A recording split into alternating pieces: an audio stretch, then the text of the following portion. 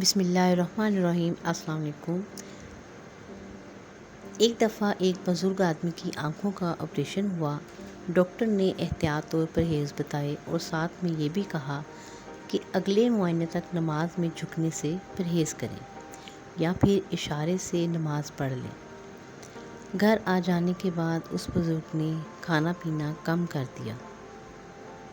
اس کے گھر والوں کو پریشانی ہونے لگی۔ انہوں نے دوبارہ ڈاکٹر سے رجوع کیا تو اس نے کہا کہ ہو سکتا ہے روٹی یا کھانا چباتے وقت آنکھوں میں درد ہوتا ہو، اس لیے انہیں نرم چیزیں کھلانے کا کہا۔ ایک دو دن تک گھر والوں نے دیکھا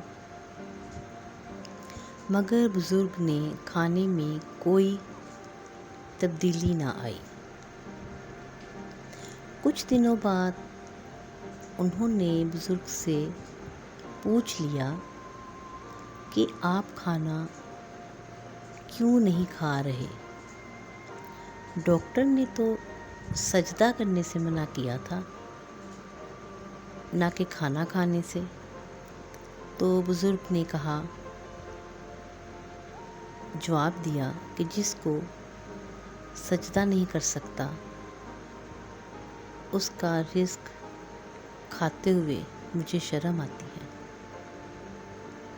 Thank you so much for watching and please subscribe my channel.